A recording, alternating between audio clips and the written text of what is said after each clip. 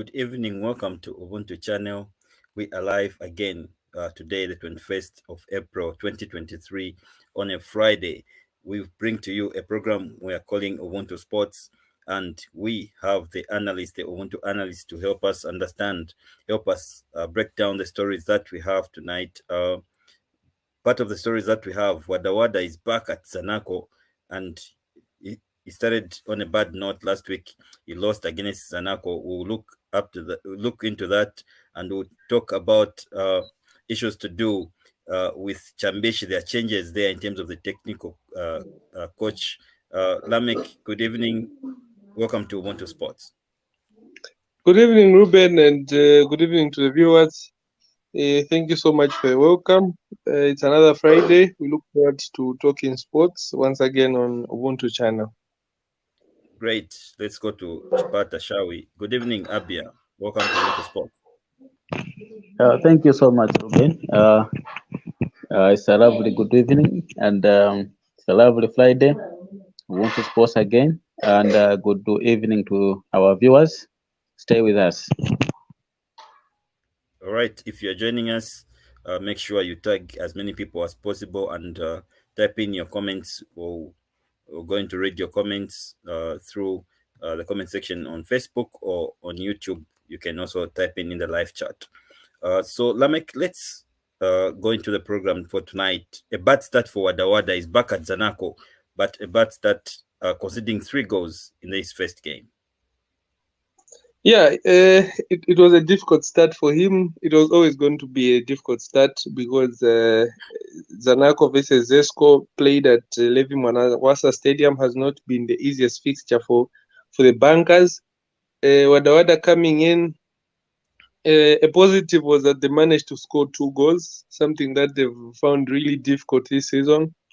ZANACO have been one of the highest scorers in the ZSL in the recent years, but this season they've really struggled for goals. That is what has led them to be where they are today, floating in the relegation zone. It's a difficult start for Wada, but he faces a Kansanshi Dynamos team at Sunset Stadium, a fixture that looks favorable for him, but we would wait and see what Kansanshi has to offer because they are also in the relegation fight. So another tough match for him, but let's see what Wada can bring if he will be able to save ZANACO. Let's bring in Abia. Abia, Wada is your favorite, I know. He had a bad game last week against ZANACO, against ZESCO, sorry, and the team is now in the relegation zone and they're fighting against Kansanshi tomorrow. Yes, indeed. ZESCO is not a small team; it's a big team, and we were playing away at ZESCO, so it was a difficult game. And he has just stepped in. He has just stepped in as a coach for ZANACO. I think hope is there for ZANACO that they will stay away from relegation zone. We were there as in Ghana, but right now we are chasing top 4. So I believe Wada will do the magic, and the ZANACO will survive. I believe so. Let's just give him time. Things will be right at ZANACO. Time is not with him. Just some few games before we wrap up the Zambian Super League. Lameck, do you agree with Abia that Wada is going to save ZANACO from relegation? Yeah, tough as it may look, I feel ZANACO will survive because look at other teams that are in that fight, in that relegation fight. We look at Changa Rangers, look at their fixtures. We look at a team such as Nkwazi, who have, their 5 games. Yes, they have, I think, 3 at home. They have 2 away. They play Prison, they play Red Arrows. Those are not easy fixtures for Nkwazi. They may fall in 1 or 2 of those matches. That may give chance for ZANACO to escape. Escaping the drop, you may escape on the last day by just, even go a better goal difference, even just a single point. there are a lot of ways you can escape, but what is important is to be consistent. We can't rule out Nkwazi. Kwazi won't go down fighting, won't go down like that. If they are to go down, they'll go down fighting, and they'll fight for every point for Nkwazi, because they're in a much better position than ZANACO. But ZANACO, again, they just have to rediscover their character, try to start scoring goals, play with a lot of confidence, play like the big team that they are, unlike the unconfident team that we have been seeing, I think, for the last couple of months. All right, great. ZANACO is not the only team that had changes in terms of coach. This week we saw Chambishi also firing Lewington Mujembe and bringing in Danny Kabwe. Lameck, any hope for Chambishi with Dan Kabwe now at the helm? Yeah, the coming in of Dan Kabwe may bring in a lot of hope to the team. He has experience. He coached in Malawi recently. He's a former Power Dynamos coach, and what is and what not. But I think it's too late for Chambishi. And again, I think it wasn't about them firing Lewington Mujembe that would have helped save them. It's a tough situation that Chambishi are in, but as soon as they accept or realize that it's too late, the better. But again, you can't go down without a fight. You fight till the last day. You may not know what other teams are doing. But again, the other negative is that you're fighting relegation, but you're playing your home games away from home. The last time, Chambishi were in the red zone, when they just dropped into the red zone. And then they accepted to play against Nkwazi, a very winnable match. Instead of playing at Chambishi Stadium, they moved the match. They accepted to play the match at Nkana Stadium. A match which they lost should be 1-0. Again, this weekend, they're in the red zone. They're fighting relegation. Again, they are playing their match at Nkana Stadium instead of Chambishi Stadium. I feel teams, when you play at home, you have that slight advantage because that is the pitch that you used to train. You do everything on that pitch, so it's easier for you to actually get results when you're playing on your pitch. And then the impact of the home fans and all those other factors. But the fact that they've accepted two of their crucial games to be played away from their stadium means that I think, yes, we may talk about sponsors. The sponsors, they get money for these games to be live on TV and all that. And NAPSA get that right, because all of a sudden from mid-table they are now competing for a continental slot. They need that coverage. But again, I think the home team should have maybe tried to play the match at their home ground. Because when they traveled to Lusaka, they beat NAPSA Stars under Lewington Mujembe. So what can stop them from again beating NAPSA Stars? It's another match, but for me, I think it's too late for Chambishi.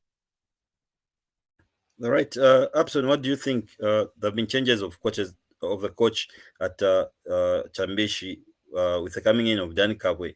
Danny Kabwe was just an analyst with SuperSport, and he has been called back into the coaching role at Chambishi. Chambishi are in the relegation zone. Do you think the game against NAPSA will be another nail, sending them to relegation? Yeah, it may be like that because, when you change a coach, it doesn't mean instantly things start moving or you start receiving results. Because, these coaches, they come with a different style of play. They come with a different system, which may cause a problem also to the players, or may bring some goods to the players if they adapt that system as fast as they're supposed to do. But, it's not easy. Like football in Zambia here, when someone bring in another system or another style of playing, then it's not easy for the players to adapt at the same time, at the same moment. So I think it's gonna be a tough one, but I concur with Lameck to say it is too late. That decision has come too late because Danny Kabwe cannot buy players right now. They only use players. He can only use players that he has found. So it's up to him to make some changes. But again, it also it's up to the players to adapt to his system. Maybe it can work, but I still doubt. I feel like Chambishi, they are going where they belong. It's a lower league decision. Lower league is calling for them. Right, Lameck, what really went wrong for Lewington Mujembe? He started very well. We saw him beating, going for about seven games unbeaten. Then all of a sudden, things just turned the other way around. What really went wrong for Mujembe? When I look back at Mujembe, he had things going his way before January. I think he was in a good run and all that. But again, January is what messed up Chambishi. I feel January is what messed up Chambishi because they let go of their top scorer and then failed to get a player of his caliber. Because in times when they... last week, right? And he punched them last week. He scored a brace against them. So during times when the team needed someone to carry it on his shoulders, Boeli was always there. But when Boeli left, they had no one to look up to. And then there were players that I think were let go too early before he had stabilized the team. I think he should have maybe, worked with the players that he had and then maybe worked on maybe 2-3 other recruitments. But again, I had a conversation with him, should have been in December, about the season, the second round that was coming. Clubs like Chambishi will always be bullied by the bigger boys in the league because of the financial power that the bigger boys possess. So it's easier for bigger boys to come and get your players because of the financial power that they have. So it was always going to be difficult for him, but I think his January business wasn't the best. That is what led to the team being where it is. But had he done good business in January, I think the situation would have been different by now because he needed a striker, somebody to fill up the shoes that Boeli had left. Some midfielders, I think, some creative midfielders in that midfield, and then maybe 1 or 2 defenders at the back. I think that would have helped because I watched his game against Power Dynamos. The players look defeated. It is not only about the team being in the relegation zone. It is also about the team and the players as individuals. They look defeated, not because they are bad, but because of the situation that the team is in. But running back to January, December, the team looked so good. So again, I think it was also an issue of maybe, to some extent, maybe managing the situation. When Boeli left, sitting down with the players, psyching them, continuously psyching them that we can do it, we can do it, we can do it. And I think the situation would have been different. It's unfortunate that he left, but I feel the situation would have been different. The situation would have been different. All right. Let's move on. Lameck, another big news that we had was that Faz had to ban the BUSA general secretary and the 3 players for some hooliganism. They attacked the officials. Again, this should be a disappointing news, especially that it's coming now from the women's football team. Yes, indeed. Hooliganism has no place in our football. And then the BUSA, the BUSA general secretary should have known better because we had a similar incident where match officials were attacked, players were banned. That was in Ghana, a year or 2 ago. So BUSA would have known better and avoided that situation.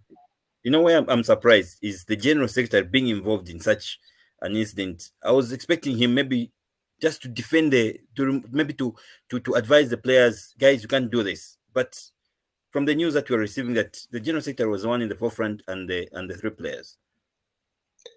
Yes, indeed. The general secretary should have been the one defending the officials from the Yeah. players, because the players are younger.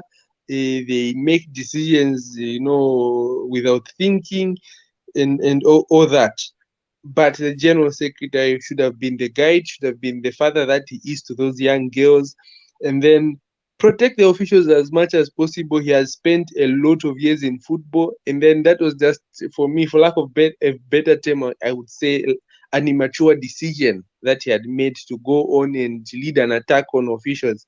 And then the suspension is something that he deserves right now, because hooliganism has no place in our football. We are fighting so hard to improve the standards, to improve the officiating, improve all areas of our game, and then this is a setback to the cause that people are fighting so hard to improve the game. Exactly. We're still expecting the final decision by Faz. What do you expect of this incident? For me, I think my expectation would be a ban, maybe for, I wouldn't say lengthy, but maybe for a considerable amount of time. I think him spending some time away from football just to reflect on the decisions he had made, and then he may be a first offender in such instances. Leniency may be, maybe something that can be considered. But again, I think hooliganism has no place in football. There has been examples before, and these are people that stood up for the officials when they were attacked in the previous months, previous years, by teams and whatnot. So he should have stood, his ground, made a better decision on the day. For me, my expectation is that he needs to get a ban. I think for some period, not so lengthy, but I think a considerable amount of time, just for him to go down and reflect on the decision that he has. We may not be too hard on him, but we may just need to give him that time to go and reflect. Thanks. Let's move on to another topic. The under-17 AFCON just is coming up next week. We've had coach Ian Bakala has named his squad. Mr. Abia, first game next week we're playing against Nigeria under-17. Between now and next week, what preparations should the team take? I think Faz could have lined up friendly matches for our boys, just to know where they are. But I don't know where there is if there is that arrangement or not. If there is no such arrangement of playing friendly games before the actual game, I believe Coach Ian Bakara has a lot to sharpen the guys. Most of players that I have seen being summoned to the national about a fearing spirit when they are playing with a team from West or East African or North Africans. They have that shivering to say we have already lost. I think if such minds are there in our junior boys, our junior Polo, yeah, a coach should take into consideration to say, I have to work on this so that these players should have that mentality of thinking in their heads, if that mentality is there. But for me, I think they can go and do better. They've been doing better for some time, but we have been facing challenges with teams from East, West, and North Africans.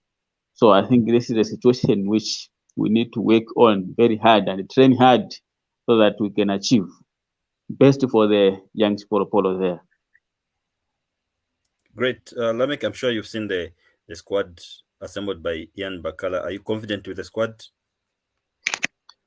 Yes, I'm really confident with the squad, because when we look at the squad, we have some players returning. We have newcomers, players returning. We have Aaron Bemba Piri of Kafua Celtic. We have Aaron Simpasa of Kafua Celtic again. We have Jerome Kapoa, a young striker from Mokved Academy in Lusaka in Matero. We have Andrew Piri from Game On FC. So these young boys represent the future of Zambian football. So we need to nurture them. But again, one thing that we also need to pay attention is the foreign-based players that have come to join in, because we have a player coming from all the way from Germany, which is Milimona Lumango from DFIB in Germany. We also have Laini Kambesuma from Jomo Cosmos in South Africa. So that is an improvement on our part. Again, one thing that we have to look at as Zambia is that there has been a lot of growth, looking at the strides that are being made by our junior teams. Zambia is one of should be 4 or 5 teams that have qualified for both the under 20 and the under 17 Africa Cup. So that is a positive. We may just need to work on our performance, but the players that have come in, they're coming from should be 4 or 5 different provinces altogether. Yes, we may have the cream coming from Lusaka, but again, if you trace these players' backgrounds, they are not Lusaka born and bred. They are players that have come from other provinces and are currently playing for Lusaka clubs. So that also talks about inclusion. We've seen a lot of complaints about inclusion. No Lusaka Select, no Copa Belt Lusaka, and such types of conversations running around. But this very under 17 has players coming as far as Nangweshi Pirates in Western Province. All these players, Konkola Blades, that is on the Copper Belt. This selection for me is something that I think as media houses we haven't really dug so deep into, because people don't understand how that team is selected. We've had situations where a total of 36 coaches came up and selected an under 20 team that won the under 20, the 2019 COSAFA. This team was selected by a combination of up to 10 coaches. So it would be difficult for someone to corrupt the system. So for me, I'm really happy with the selection that we have, and I hope we may have a friendly or two, which I think are already lined up. We may have a friendly or two before the tournament. And then after that, we may hope that the team may manage to get at least a FIFA World Cup slot at the end of it all. So semi-final automatically means that you've qualified to the World Cup. So next week, all eyes will be on the young Chipolo Polo as they take on the likes of Nigeria on the 30th of April. Interesting stuff there. Then let's look at the fixtures that will be played. ZSL enters week 30. The log table is what it is. Almost starting from NAPSA until where Green Eagles is, they all stand a chance to qualify for a continental. Who is the favorite to get this? Let me start with you, Lameck. I think the favorites to get a slot. I think Zesco United are one of the favorites to get that slot. Red Arrows haven't been so consistent. NAPSA Stars, to some extent, I feel they've achieved their goal. They wanted to survive relegation, so they're fighting to finish as high as possible. They also stand a chance. Green Buffaloes have always shot themselves in the foot. They started really well. They put so much pressure on Power Dynamos, but they ran out of steam along the way. But Power Dynamos will get a slot.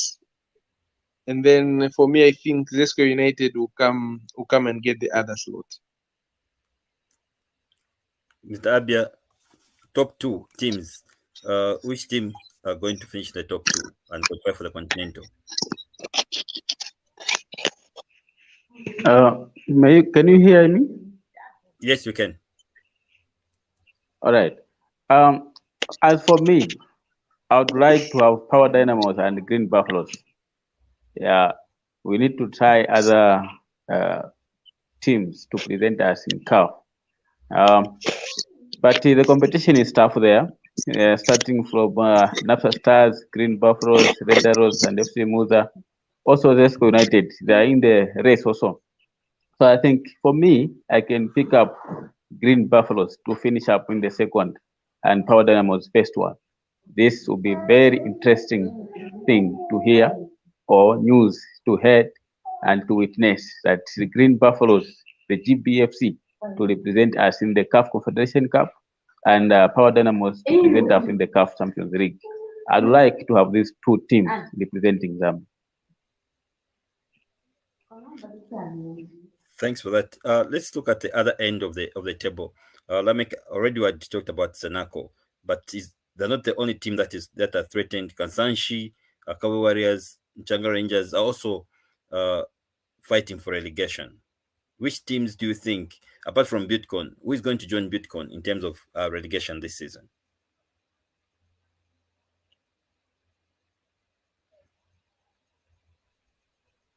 I think for the bottom three, it's O and Dan. I think Butcon, Chambishi, Lumwana Radiant will face the drop. For ZANACO Nkwazi, for that one, it's a tough one, but unfortunately, I think the fight will be between Nkwazi and Changa Rangers. One of these two will be playing National League football next season. Nkwazi have a lot of character. They are facing big teams in the coming weeks, but I feel they have what it takes to survive. Changa Rangers, on the other hand, yes, they beat Green Eagles away. It talks a lot about their character, but the match tomorrow against the league leaders, Power Dynamos, it should be on Sunday.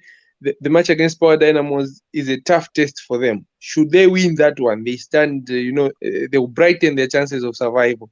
But should they lose, we may just be seeing Changa Rangers playing National League football next season. Interesting there. Let's look at the fixtures that will be on tomorrow. The first game, Bitcoin versus Kabwe Warriors. We know the news that happened last week. Bitcoin failed to travel to Kansanshi, and automatically they gave the 3 points to Kansanshi Dynamos. They're at home against Kabwe Warriors. Will the player come to the stadium tomorrow? Yeah, it's unfortunate for Bitcoin to be where they are. I think they're a club that showed a lot of promise. I think them and Lusaka Dynamos have completely changed the Zambian football transfer market and how transfers are being done, because they brought a different dimension to transfers in Zambia. Look at what they are doing this season. It's unfortunate that they are where they are. It's unfortunate that the owner, is in a situation where he's unable to pay his players, something that he was doing, for a number of seasons behind. But again, I feel when he felt that he was unable to fulfill a lot of what he had said, or maybe after looking at the season ahead, because Bitcoin struggles haven't started today. They had the similar struggles. It should have been last season and that other season. So if those are not struggles that have just started today, they're struggles that have been there. I think at that time he should have made a decision to maybe commercialize the club, sell it. You cannot completely sell the whole club, but you can just sell shares in the club. Remain the biggest shareholder, but I think sell it to. There are a lot of companies that want to partner with, that want to own a club in Zambia, and like being in a situation where you reach a stage where you want to you start giving away walkovers. Look at our friends in the EPL and the other leagues. When the owners feel that they don't have the financial power to continue running a club, instead of staying until you reach a level where you are incapable of sponsoring a club, you decide to sell. We've had situations where clubs have been sold. Look at the Newcastle's. Now Newcastle is a big club because when the owners went broke, they decided to sell. And the ones that came in and made the club big. It should be more about the club and the community than you as a club owner. For me, that is what I feel. It shouldn't be about you, the club owner. It should be about the club. You seeing that the club continues doing what it is doing. Like the vision, you have someone to carry on your vision when you are unable to carry on that vision yourself. For me, I think that is where Butcon lost it. All right. Tomorrow, we might see another team getting the second position because Napsa Stars will be playing on Sunday against Chambishi. But tomorrow, Green Buffaloes will be taking on ZANACO United. If Green Buffaloes win, they'll be on top of they'll go back into second position. If that doesn't happen, there's another game that is interesting. It's the Musa versus Red Arrows game at Nkoloma Stadium. Lameck, let's start with that game. Musa, Red Arrows versus Musa at Nkoloma Stadium. Yeah, a tough match. I think Red Arrows have a lot of pressure because they lost the previous match, so they badly want to beat this Musa team. Again, I think Red Arrows is a how can I plainly put it? I think Red Arrows are bigger than this. They're a big club in Zambian football. Musa are coming up, emerging. So again, if Red Arrows are not careful, they may lose again to FC Musa. Mind you, FC Musa are not going to Mazab. FC Musa are not going to Nkoloma Stadium to just be spectators and watch Red Arrows play. FC Musa are going to compete also. So it's a tough match between two teams. Red Arrows should not go into the match, thinking that they'll run over that team or, having a lot of pressure of trying to beat Musa. I think let them play their match, let them play their game, and then a positive result may come out at the end of the day. It's a tough match, but it has implications again on the top four because when Musa win, they automatically push back into the top four. They may go as high as third position. So it's a tricky one, but we hope for the best for both teams. All right, let's hear it from Abia. Abia, another tough match for Red Arrows. They're hosting Musa. Yeah, it's a really tough one. I think this game, I have followed FC Musa, I have followed also Red Arrows. Currently, Musa have lost, should be 2 games in a row, and they will not let this one also go. And the Red Arrows also, they are playing at Nkoloma Stadium, yes, but this time around, I think home advantage has slightly gone out in Zambian football or in some football games. We shouldn't count, they say we are at home. Yes, you're at home, but you need to play. You need to push harder so that you get results. So I feel the game between Red Arrows and FC Musa may end up in draw, or else the other team may win. But I feel this will be settled for a draw. Right. Let's look at the game for ZANACO United. Green Buffaloes are hosting ZANACO United. ZANACO coming from a win against ZANACO. Green Buffaloes coming from a loss against Napsa Stars. Lameck, which team do you think will carry the day? I think that may end in a stalemate. Buffaloes are coming from a big loss. I don't think they may throw caution to the wind against ZANACO United. They know what caliber ZANACO United brings. Again, ZANACO United is a team that has been beaten by Buffaloes at the start of this season. Buffaloes have a lot of pressure coming from the fact that they may feel that they've blown up, their chances of qualifying for continental football. It's a tough one that they have to take, but again, a match against ZESCO has never been easy for Green Buffaloes. They need to show a lot of character in that match, but I think that match may end as a draw. All right, Abia, your big one of the favorite teams in Green Buffaloes. They host the big giants of Zambian football in ZESCO United.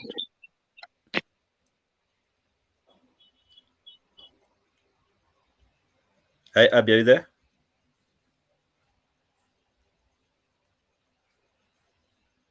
Okay, it seems we've lost Abia there, Lameck.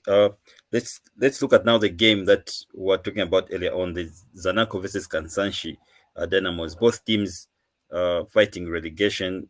Kansanshi looks much better, but for ZANACO, they just have to pick up the maximum points. What do you think?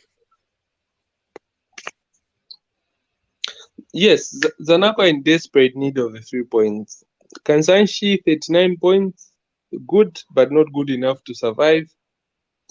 They will need to win. Kansanshi will need to win that match. They have one remaining match at home. They have 2 away. So it's tough for Kansanshi when you look at the fixtures that they have. But a win against ZANACO is possible. ZANACO are desperate. They want to survive. So they will throw everything at Kansanshi Dynamos. I hope Kansanshi approach this match cleverly and try to sneak in. And, sometimes you may approach the match with a defensive, approach, but try to get the other opponent, or your opponent on the counter. There are players such as Jesse Were.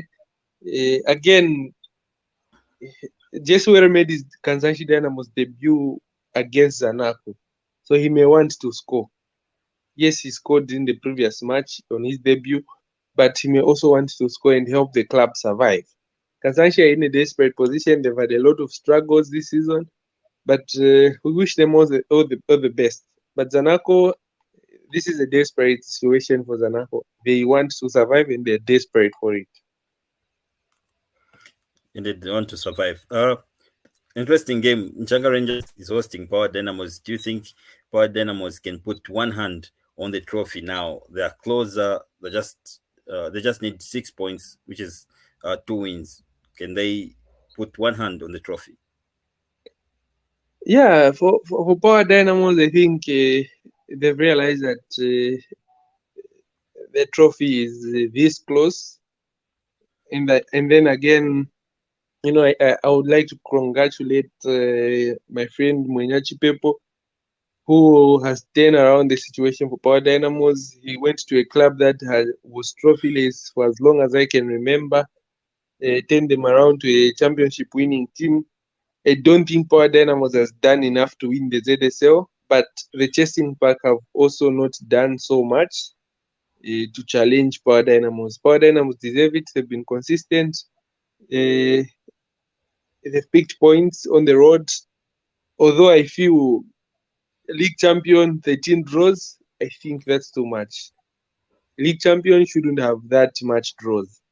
If the Chasing Pack were really in that fight, chasing for that title, I think Power would have easily lost that title. But we are where we are today. A match against the Nchanga Rangers. Nchanga haven't lost at home this season. So Power Dynamos may be the first team to beat Nchanga Rangers in Chingola.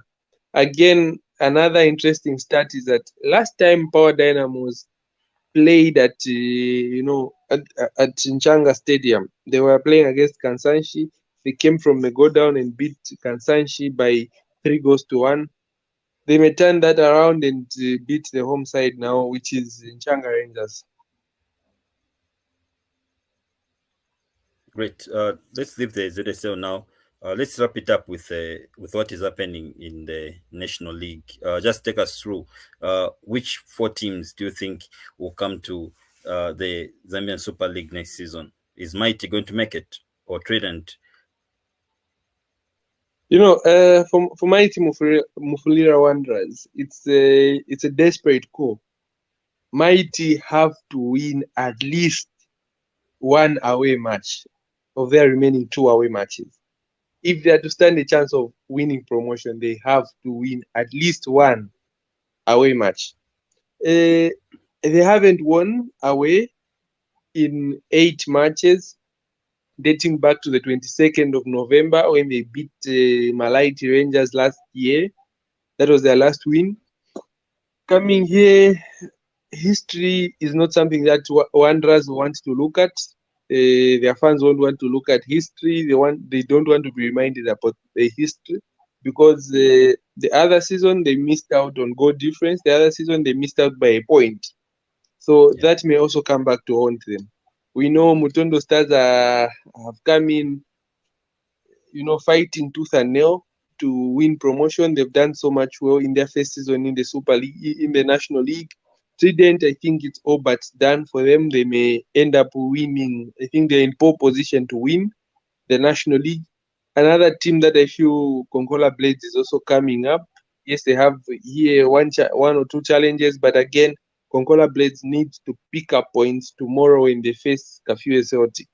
That is crucial in their chase for promotion. Otherwise, Maite, Mutondo Stars, Trident, and Konkola Blades, those are my 4 picks for promotion.